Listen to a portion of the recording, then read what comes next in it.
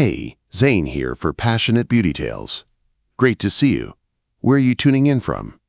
The day my plane landed in Northwood, I had no idea my first love was now a billionaire. I had no idea he was still here, still tied to my past, still holding a piece of my heart. All I knew was that I felt sick with fear and grief as the wheels hit the runway with a rough jolt. I pressed my forehead to the cold window and looked out at the small town I had run away from 8 years ago. Snow lay over the roofs and streets like a thin white blanket. Northwood looked calm and peaceful, like one of those old Christmas cards my grandmother used to save in a shoebox. But to me, it felt like a graveyard. Every corner of this town held a memory of the life I lost. I wrapped my fingers around the handle of my suitcase. They were shaking. I was 25 now, a literature teacher, a woman who had lived in England for years. But as the plane door opened and cold air rushed in, I felt like that broken 17-year-old girl again. At 17, I lost everything in one night. One slick road, one patch of black ice, one crash. My parents were there, and then they were gone.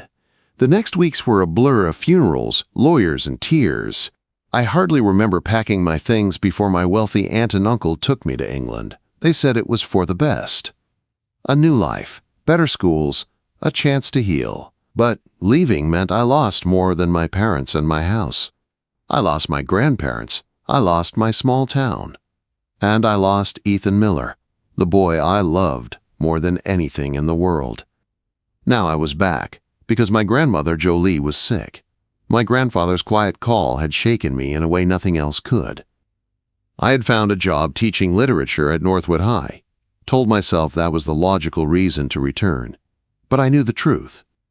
I came back because the ghosts of this town had never let me go. I touched the small silver locket at my neck, my mother's last gift to me. It was like a promise I carried over my heart. "I'm back," I whispered under my breath as I stepped off the plane.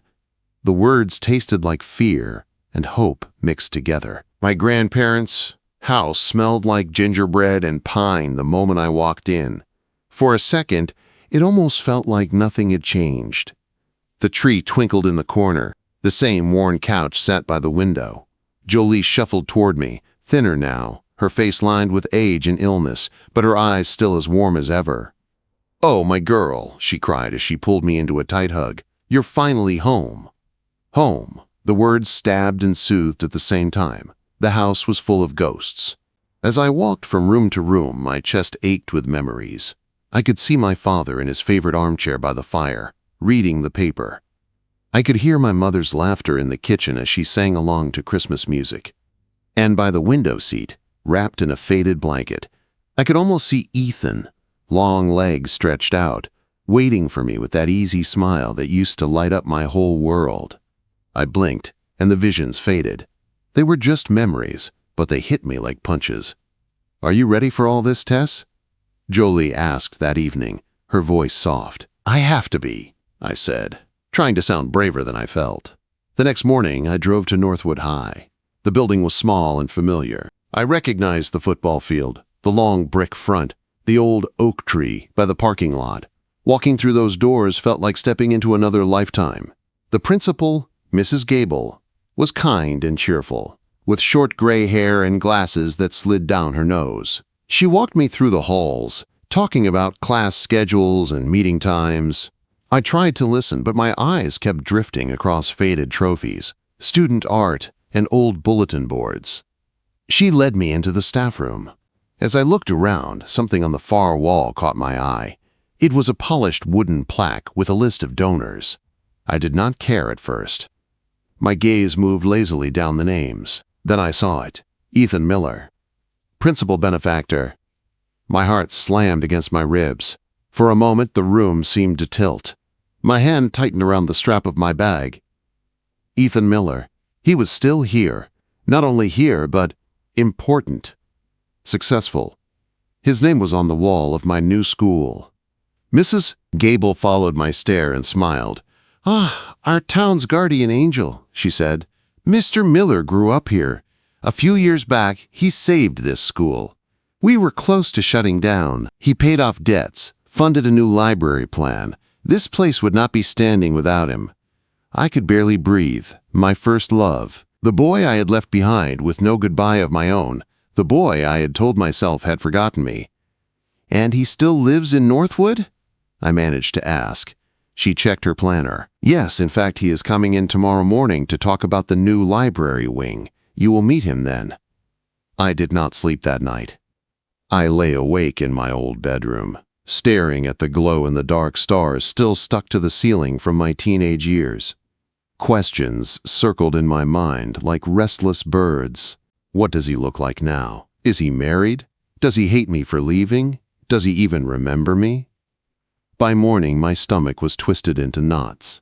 I tried to look calm and professional as I set up my new classroom, placing books on shelves, sorting papers, straightening desks. My hands would not stop shaking.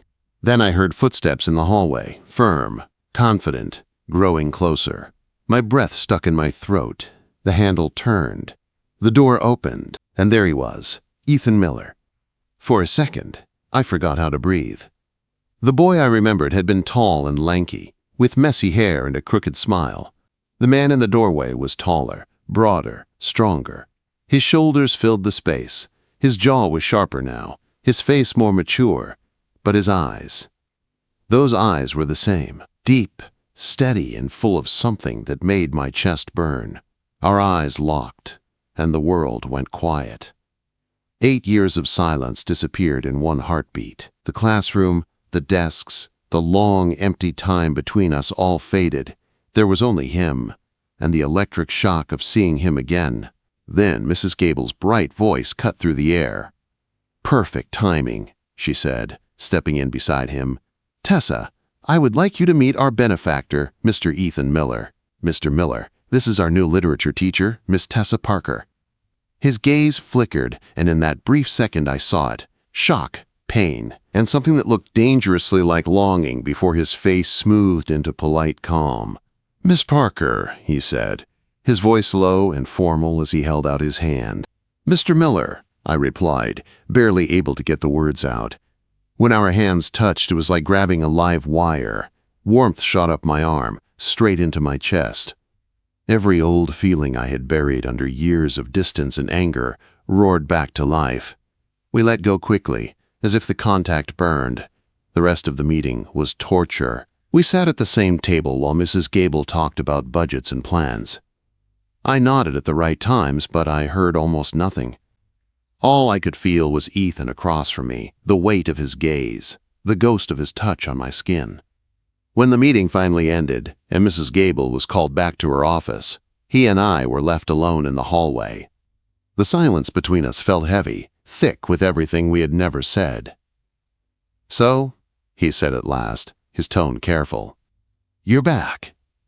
"My grandmother is not well," I said, hugging a stack of books to my chest like a shield. "I wanted to be closer." Quote. He nodded. "I heard. I am sorry." There was more he wanted to say. I could see it in the tight line of his jaw, the way his hands flexed at his sides. I opened my mouth, ready to throw all my questions at him. "Why did you never call me? Why did you not fight for me? Did you ever really love me?" But the words died in my throat. "Well," he said finally, his voice flat and distant, "welcome back, Tessa." He turned and started down the hall. I watched him go, my heart torn between anger, relief, and a deep, deep ache. He reached the exit door, put his hand on the handle, then stopped. For a long second, he stood with his back to me. I held my breath. "I thought about you every day," he said, his voice so quiet I almost did not hear it. "Every single day." Then he stepped outside and was gone, leaving me alone in the empty hallway, my heart in pieces and my past suddenly alive again. That night I could not stop hearing his voice in my head. "I thought about you every day." He had dropped the words like a stone into a still lake, and now they were sending waves through everything I thought I knew. For 8 years I had believed he moved on, that he let me go without a fight, that I had been the only one stuck in the past. Now I was not so sure. After dinner, I sat at the small kitchen table while my grandmother knitted by the lamp. The room felt warm, safe, and full of history. Still, My mind was somewhere else, stuck in that school hallway, caught in the look in Ethan's eyes when he saw me. "Foe," I said suddenly, using the old name I had given her when I was little. My voice shook more than I wanted it to. "When I left, did Ethan ever try to get in touch with me?" Her fingers stopped moving. The knitting needles went quiet. Jolie lifted her head and studied my face. For the first time since I came home, the soft light in her eyes dimmed, replaced with something heavy and sad. "Oh, my dear," she whispered. "We need to talk." She set the yarn aside and reached across the table, covering my hands with her warm, wrinkled fingers. My stomach clenched. I felt like a child waiting to hear something I did not want to hear. "He tried," she said softly. "He tried so hard to reach you, Tessa." The words hit me like a slap. "What? No, he never called. He never wrote. I never heard anything from him." "Because your aunt and uncle would not let him," she said, her voice firm and clear. I pulled my hands away and stared at her. "What are you talking about?" She took a slow breath and began to tell me the truth. "In the first months after you left," she said, "that boy was beside himself. He called here almost every day, begging for your number in England. He wrote letters and begged me to send them on to you. He was as broken as you were. My heart was pounding so hard I could feel it in my throat. He finally got your number from a friend," she continued. "He called you, but you did not answer. Your aunt did. She and your uncle had made up their minds. They told him that hearing from him was hurting you. They said you needed to forget. They told him that if he loved you, he had to let you go." I felt sick. I could picture it now. Ethan on one end of the call, desperate, scared, and in pain. My aunt on the other, calm and firm, telling him he was bad for me. "He argued with them at first," Jolie said. "He fought, but they would not stop. They said you were finally making new friends. That you were starting to smile again. They told him calling you would rip open the wound." My eyes burned. "So he just stopped?" "He did what he thought was right for you," Jolie said quietly. "He chose your future over his own heart. He gave you up so you could heal." A sharp, broken sound tore from my chest. For 8 years I had carried anger like armor, telling myself he had not cared enough, that he had left me behind as easily as the town. Now that anger turned to dust. They had not just taken me away, they had taken my story and rewritten it without my consent. "How could they do that?" I whispered. Jolie's eyes filled with tears. "They thought they were protecting you. They were wrong, but they loved you, even in their mistake." Sleep was impossible that night. I lay in bed, staring at the ceiling, shaking with a mix of rage, grief, and something that felt strangely like hope. If Ethan had tried to reach me, if he had loved me all this time, then the wall between us was not what I thought it was. I had to talk to him. I had to tell him I knew. I had to say I was sorry. By midnight, I could not stand it anymore. Fueled by a wild rush of emotion, I grabbed my keys, slipped into my coat, and drove. I found his address online. It led me to a quiet road on the edge of town, where a renovated farmhouse sat back from the street, soft light glowing through the windows. His house was not some huge mansion. It was big but simple, cozy and tasteful, like him. A warm place, not a show. I parked across the street and sat gripping the steering wheel, my heart racing. Snowflakes drifted down, landing on the windshield. I tried to gather my courage, to picture myself walking up to the door, ringing the bell, seeing his face when he opened it. Before I could move, the front door opened. Ethan stepped out onto the porch, a dark coat over his broad shoulders. For a moment, I just watched him, my heart swelling and breaking at the same time.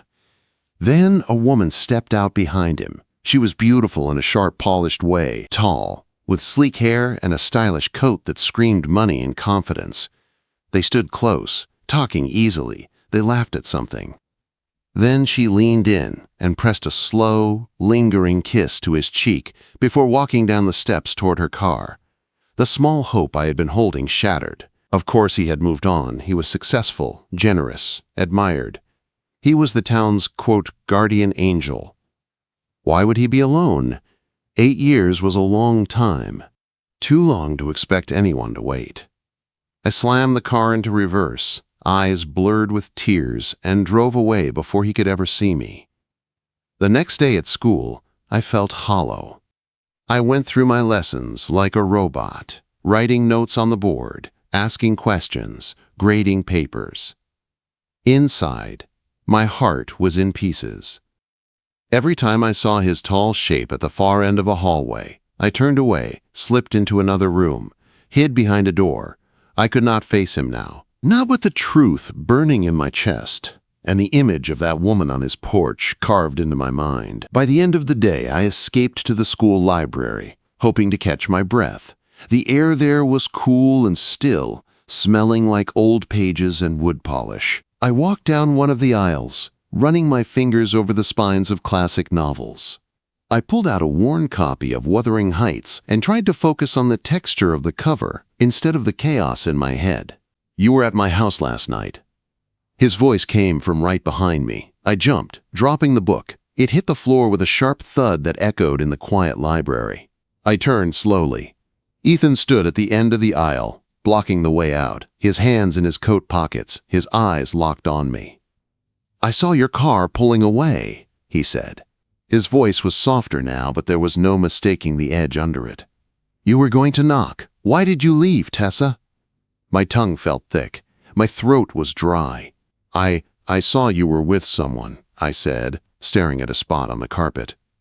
I did not want to intrude. Quote. There was a long pause. Then I heard him let out a short, almost amused breath. "Tessa," he said, "look at me." I forced myself to raise my eyes to his. He looked tired, like he had not slept either. But there was warmth there too, and something like a challenge. "That was my lawyer," he said, a small, wry smile touching his lips. "Her name is Catherine. She was bringing me some contracts." The kiss on the cheek. That is just how she says hello and goodbye. To everyone, even the mailman. I stared at him, the meaning sinking in. My chest loosened with a rush of hot, shaky relief. My face burned with embarrassment. "Oh," I said softly. He took a step closer. The smile faded. His gaze grew serious, vulnerable. "I have not been with anyone in a serious way," he said quietly. "Not since you, Tess." His words were simple, but they broke something open inside me, something tight and hard that had been there for years. All the anger, all the misunderstandings, all the silence, it all seemed to melt away. "My grandmother told me," I whispered, "about my aunt and uncle, about the calls, the letters. Ethan, I am so sorry. I thought you just let me go. I blamed you for so long." "Hey," he said gently, closing the distance between us. "We were kids. They thought they were helping you." It is in the past. We stood there in that narrow aisle, inches apart, breathing the same air, our shared pain finally out in the open. For the first time in 8 years, it felt like we were standing on the same side again. "Come on," he said after a moment, nodding toward a corner table. "Let's sit. Let's actually talk this time." So we did. In the silent school library, at a dusty table near the back, we finally began to fill in the missing years between us. And I still had no idea that the man sitting across from me was hiding a secret that could change everything. Sitting across from Ethan at that old library table felt strange and natural at the same time. For years, I had imagined what I would say if I ever saw him again. I thought I would yell. I thought I would cry. I thought I would make him explain every second of his silence. Instead, we sat there like two tired people who had walked a long way to get back to the same place. He told me about the army first. After I left, he said he could not stand the town without me. Every street reminded him of us. Every place felt haunted. So he joined the army. He needed a purpose. He needed to get away from the empty echo of my absence. He talked about training, long nights, rough missions, the way it had changed him. He did not share details, but I could see flashes of something dark in his eyes. Real danger, real loss. When he came home, he used everything he had learned to start a security company. At first, it was small. Just local contracts, protecting local businesses, some tech work on the side. Then, it grew. Fast. He said it in such a simple way that I did not really understand what he meant. I told him about England, about living with my aunt and uncle in a big house that never felt like mine, about walking through crowded streets in London and still feeling alone, about how I buried myself in books, grades, and lesson plans because it was the only thing I could control. We shared stories about friends we used to know, teachers we remembered, all the silly things we did as kids. We laughed, really laughed, in a way I had not done for years. Every time he smiled, the tight knot in my chest loosened a little more. By the time the sky outside turned pink and the library lights flickered, it felt like we had peeled away 8 years of silence and found something still alive underneath. "Let me take you to dinner," he said as we walked out. "A real dinner, no running, no hiding, just us." I hesitated for a second. Then I looked at him, at the boy I had loved and the man he had become. "Okay," I said. "I would like that." He picked me up that night in a dark truck that smelled like pine and clean soap. He drove us to a small restaurant on the edge of town, the kind of place with candles on the tables, soft music and thick curtains over the windows. It felt private, safe, like the world outside could not reach us there. We talked through the whole meal.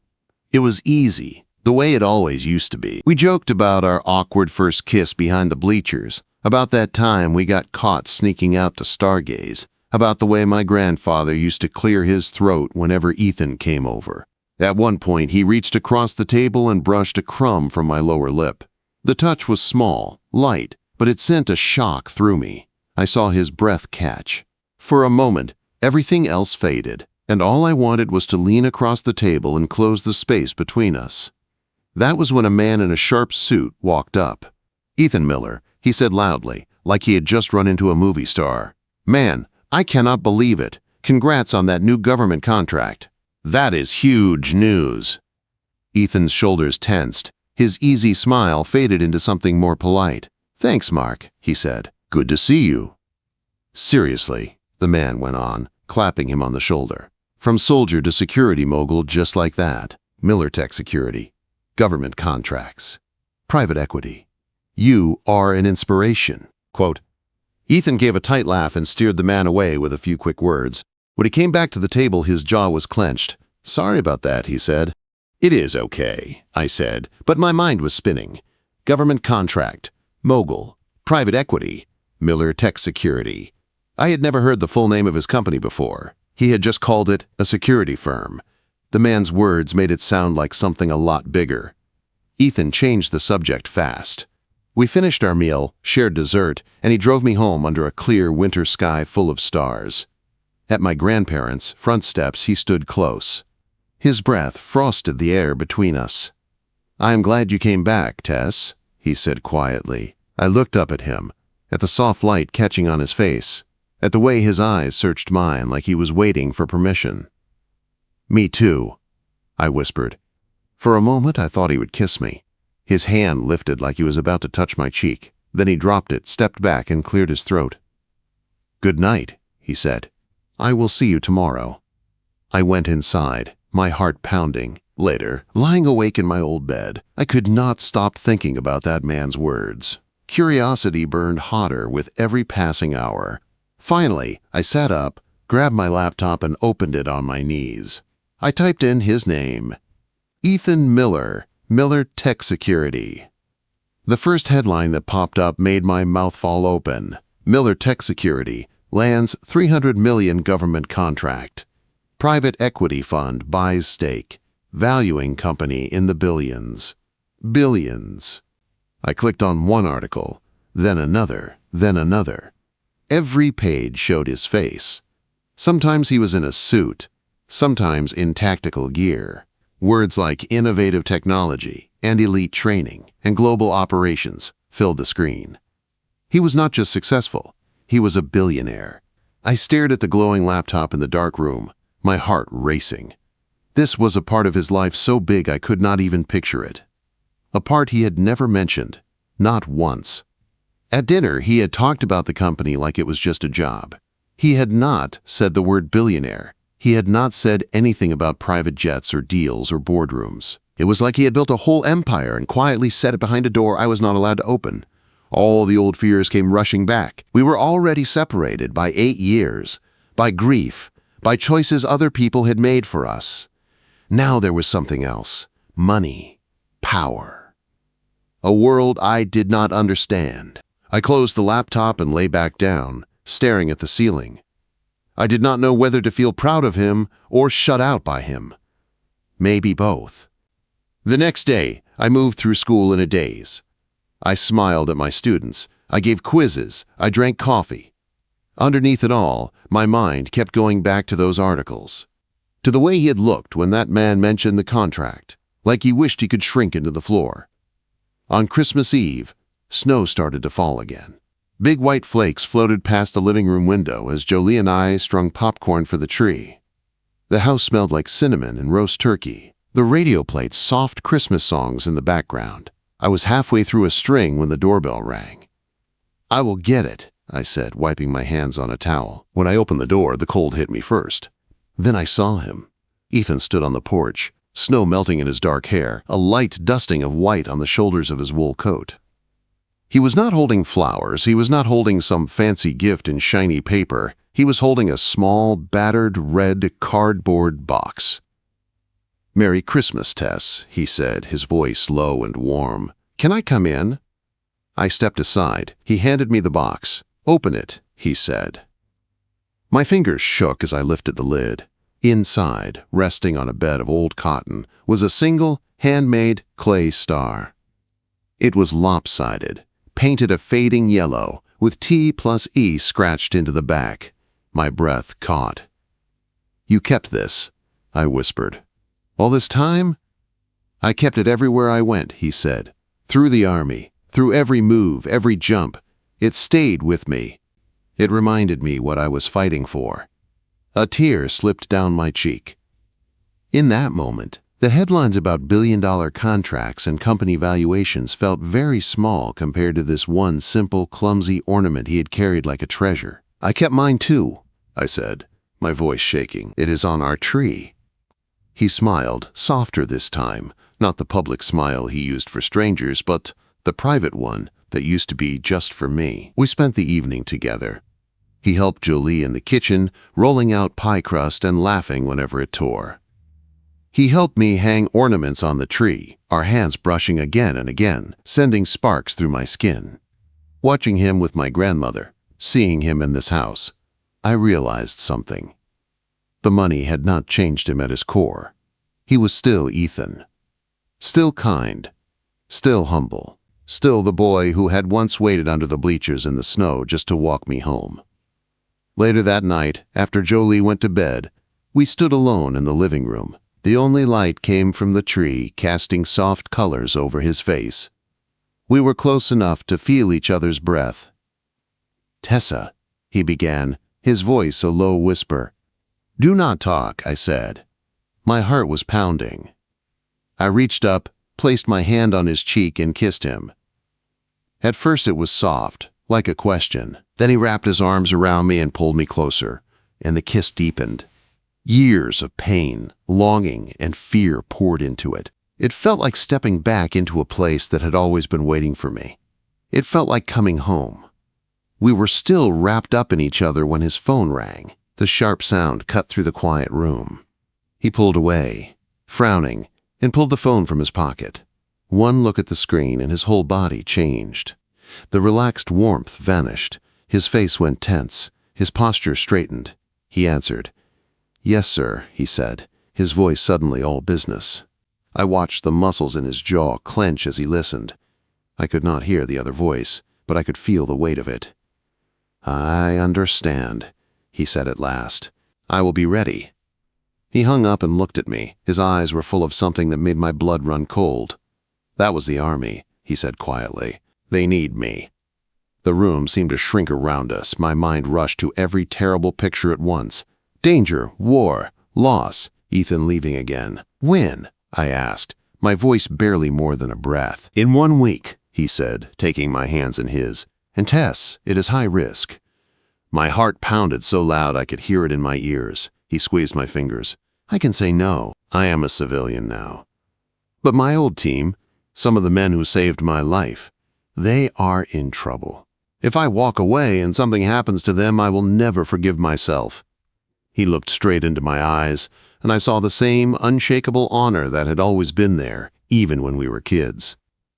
"I promise you," he said, his voice raw, "if I go, I will come back. I will come back to you." I stood there between the glow of the Christmas lights and the shadow of his words, my heart breaking and swelling at the same time, knowing that whatever I said next could change everything. I stood under the colored lights of the Christmas tree and felt my whole world tilt. Ethan's hands were warm around mine, his eyes steady, even as he told me he was leaving in a week for a high-risk mission. Every part of me wanted to scream no. I wanted to beg him to stay, to choose me, to choose this small, quiet life we were just starting to rebuild. But when I looked at him, I saw the man who had carried my clay star through war, the man who had given me up once because he thought it would save me, the man whose honor was stitched into every part of who he was. If I asked him not to go, I would be asking him to betray himself. My throat burned. My voice came out as a thin whisper. "When do you have to leave?" "In 1 week," he said. 7 days. His grip on my hands tightened. "I promise you, Tess, I will come back to you." A week. 168 hours. That was all we had. We spent those days wrapped in a kind of golden bubble. We did normal things. We cooked together. We walked through town, hand in hand, past the places that had once hurt to see, and now felt like pieces of our story. We stayed up late talking about the future, about a house of our own, about children with his eyes and my stubborn streak. We did not talk about the danger. We did not talk about what could go wrong. We talked about what would come after. The day before he left, he drove me to the old covered bridge on the edge of town. Snow fell in soft, thick flakes, turning the world white and quiet. We stood in the center, sheltered by the old wooden beams. Our carved initials were still there, faint but visible inside a small heart we had scratched into the wood as teenagers. "I hate this place," I whispered, tracing the mark with my glove. "This is where I lost you." "No," he said, turning me toward him. "This is where we pressed pause." We did not end, we just stopped for a while. His eyes were shiny, his jaw tight. Then, before I could understand what was happening, he dropped to one knee on the cold boards.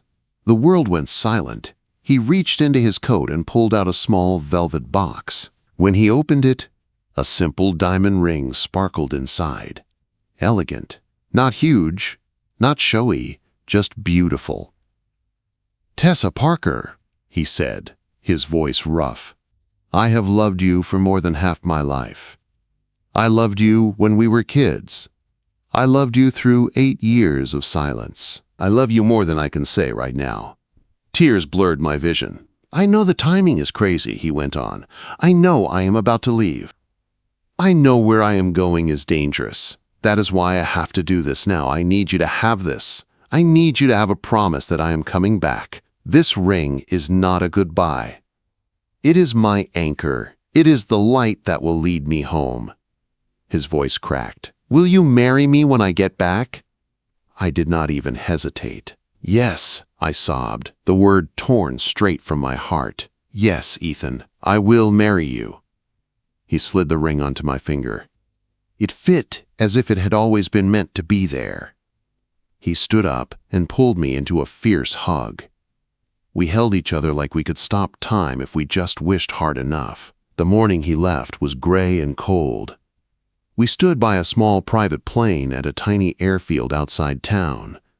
Wind whipped at my coat and hair. His duffel bag rested at his feet. "There is something else," he said quietly. "I need you to know. I have made arrangements. My lawyers know. If something happens to me, everything is yours. The company, the houses, all of it." "Do not say that," I whispered, my chest tightening. "Please." "I have to be ready," he said, framing my face with his hands. "But listen to me. You trust me. I will come back. I always come back to you." He kissed me one last time. It was a kiss full of love and fear and stubborn hope. Then he turned and walked up the steps into the plane. He did not look back. 3 months passed. 3 months of waiting, of waking every morning with a knot of fear in my stomach, of checking my phone 100 times a day. I went back to teaching, trying to lose myself in lesson plans and teenagers and Shakespeare. Then, one Tuesday afternoon, the classroom door opened while I was talking about symbolism in The Great Gatsby. Mrs. Gable stood there, pale and tense. "Miss Parker," she said, her voice shaking, "you need to come with me." My legs felt numb as I followed her down the hall. In her office, 2 Army officers in full dress uniform stood waiting. Their faces were calm, but their eyes were full of a heavy, practiced sadness. "Miss Parker," the older one said, "I am Colonel Hayes. We are here regarding Sergeant Ethan Miller." My vision blurred. The room tilted. "There was an incident during the operation," he said. "His team was ambushed. There were casualties. At this time, Sergeant Miller is listed as missing in action." Missing in action. Not dead, not alive, just gone. Locked in a cruel question mark. The days that followed were a blur of vigils, casseroles, whispered prayers, and silent tears. The town held me up. Jolie held me at night when I broke down. I twisted my ring over and over on my finger and clung to his promise. "I always come back to you." A month later, a man in a sharp suit came to the house. He introduced himself as Ethan's personal lawyer and opened his briefcase at our kitchen table. He explained that Ethan's instructions were clear. After 30 days missing, control of his whole company and most of his estate transferred to me. "I do not want his money," I said, shaking my head. "I want him."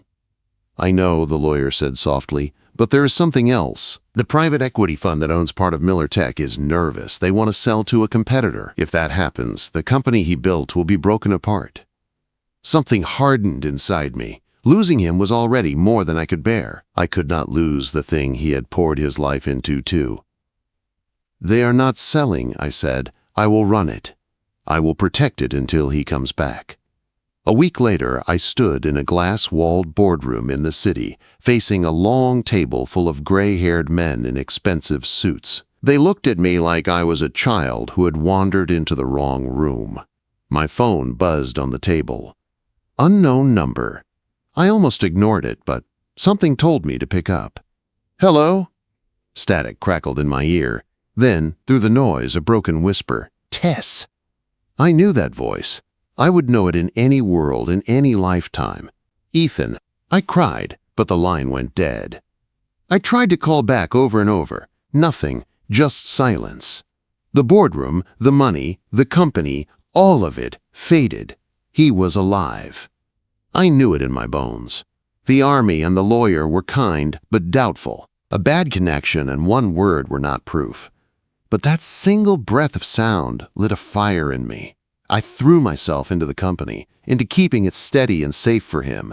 I asked one question before every decision. What would Ethan choose? Months passed. The Army's search slowed, then stopped. 90 days after he went missing, Colonel Hayes called me in again. They were declaring him killed in action. "No," I said, my voice flat. "He is not gone." I would feel it. "Tessa," he said gently, "sometimes the bravest thing is to accept the truth." I left his office and came home and broke in Jolie's arms. That night, lying in our dark room, I stared at my ring and whispered to the empty air, "You promised." I went back to teaching again because I needed something steady to hold. The company ran under a good team.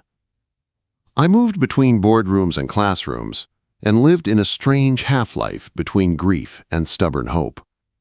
One bright June day, I stood at the board, writing a quote from the Odyssey. "Of all creatures that breathe and move upon the earth, nothing is bred that is weaker than man."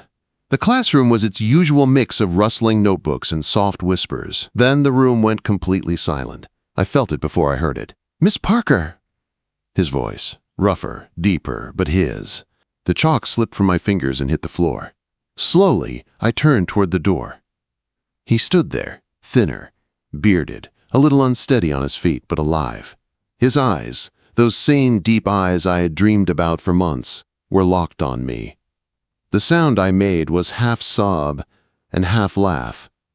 My whole body moved before my mind could catch up. I ran. I flew across the room, papers scattering, and crashed into him. His arms wrapped around me, strong and shaking. "I came back," he whispered into my hair. "I promised I would come back." My students burst into applause and cheers. Some wiped their eyes. For them, it was like watching a movie. For me, it was everything. Later, on a bench by the river, he told me what had happened. How he had been hurt and trapped behind enemy lines. How a brave family had hidden him and slowly nursed him back to health. How he had used a stolen satellite phone that one time to try to reach me. How it was cut off and he had to disappear again until it was safe.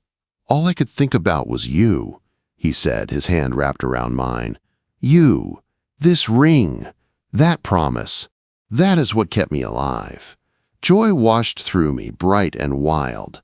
But in the weeks that followed, I saw something else too. He woke up shaking from nightmares. Sudden loud sounds made him flinch. Sometimes he went quiet and far away, his eyes fixed on something only he could see. One night, after a bad dream, he sat at the edge of the bed with his head in his hands. "I do not know if I can be the man you deserve," he said hoarsely. "I saw things. I lost men who were like brothers. I am not who I was." I knelt in front of him and took his face in my hands. "You are exactly the man I love," I told him. "You are the man who came back to me. You do not have to carry this alone. We will get through it together." I found a therapist who worked with veterans. He fought the idea at first, proud and stubborn. I did not back down.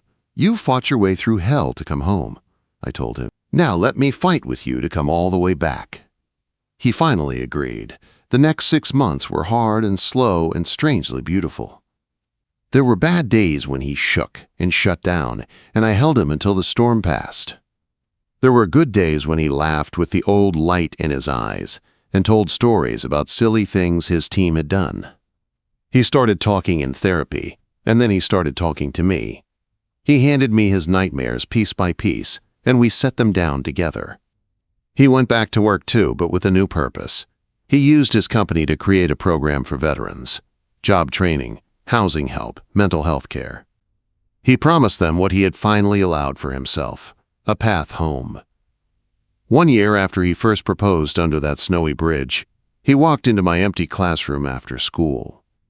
I was erasing the board. He said nothing at first, just crossed the room, dropped to one knee right there between the rows of desks, and looked up at me with clear, steady eyes. "You still want to marry me, Tessa Parker?" he asked, his voice thick with emotion. I laughed through tears.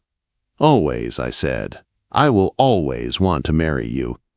We married in the spring in the little town church. It was full of family and friends and townspeople. Jolie sat in the front row, her eyes shining. Men from Ethan's new program stood in dress uniforms down the aisle, an honor guard. When the minister asked Ethan if he would take me as his wife, he smiled through his tears and said, loud and clear, "I walked through hell to get back to her. Yes, I do." There was not a dry eye in the room. 2 years later, I stood in my classroom at the end of the day, wiping chalk from the board. I was 8 months pregnant, my back sore, my heart full. The door opened, and Ethan came in with a small bouquet of wildflowers, like he did every Friday. "Came to pick up my wife and my son," he said, bending to kiss me. I laughed and placed his hand on my belly. "It is a girl, remember?" I said. "We are naming her Grace, because that is what saved us." Years passed, seasons turned. We bought my grandparents' old house and restored it. It became ours. One Christmas, I stood in the living room with a newborn baby boy in my arms, while our 3-year-old daughter, Grace, bounced on her toes with excitement. With Ethan's help, she placed a clumsy clay star on the top of the tree, the same star I had once given him. Jolie sat in her favorite chair, older now but still bright, watching us with a smile. Ethan came up behind me, wrapping his arms around my waist, holding me close as our children laughed under the lights. Remember when you thought you could never be happy in this town again? He whispered against my cheek. I looked around at our home, at the tree, at my grandmother, at my husband, who had come back from the edge of death, who had rebuilt his life and his heart with me by his side. I was wrong, I said softly. I did not come back because I had to. I came back because this was always my home, with you. He kissed my hair and tightened his hold. And I am never leaving again, he said. Under the soft glow of the Christmas lights, with the clay star shining at the top of the tree, and the people I loved around me, I knew it was true. Some loves are so strong that they find their way back no matter how far they have to travel. Ours was one of them.